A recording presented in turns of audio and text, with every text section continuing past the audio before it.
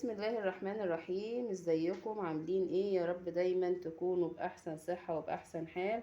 النهاردة ان شاء الله هنعمل مع بعض المسقعة بطريقتي، تبقى حلوة قوي. يا رب يعجبكم الفيديو ويا رب تستفادوا من المحتوى اللي بقدمه لكم.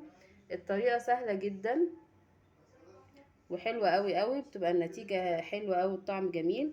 يا رب يعجبكم الفيديو وتستفادوا منه. ما تنسونيش بقى باللايك والشير والاشتراك في القناة وشكرا. دلوقتي هنحمر البطاطس.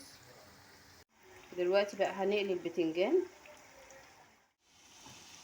دلوقتي بقى كده بصوا، لازم افتحها كده اهي واحطها تتقلى اهي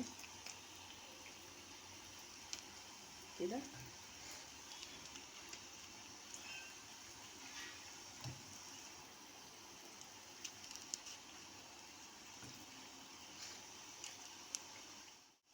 هقلي كده الفلفل كله. دلوقتي بقى هنبدأ كده نعمل الصلصة بتاعت المسقعة. هنحمر كده كام فص توم. بعد ما التوم كده يصفر انزل الاول بمعلقة صلصة، وبعدين هنزل بالطماطم اللي انا ضرباها من غير ميه. ممكن تستغني عن الصلصه، بس هي ايه بتتقل اللون الاحمر عندك.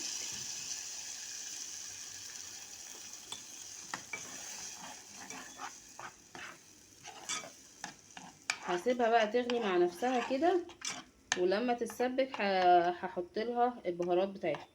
دلوقتي بعد ما اتسبكت كده هحط لها ملح وكمون واقلبها،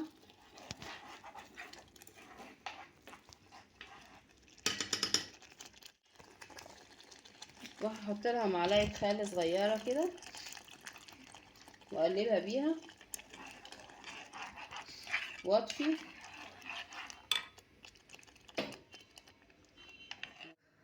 بعد ما قليت البطاطس والبتنجان والفلفل، بصوا رصيتهم بالشكل ده، وممكن برضو فلفل كوبي صغير كده تحطيهم بنفس يعني بالشكل اللي تحبيه، او ممكن تحطيهم على بعض. ونبدأ بقى الصلصة بتاعتنا اللي عملناها دي هننزل عليها بيها والصلصة سخنة كده. هبدأ احط بقى كده الصلصة كده،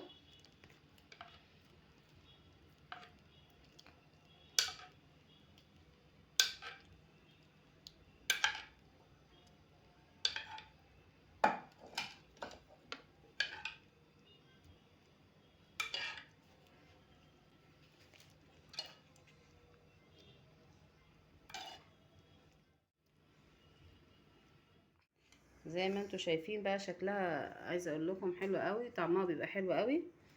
تقدميها جنب اي نوع مشويات واي نوع اسماك، بتبقى حلوه قوي. وبعدين اقتصاديه جدا، ما فيهاش لحوم، بس حلوه برضو. البتنجان قيمته الغذائيه عاليه، والفلفل والبطاطس.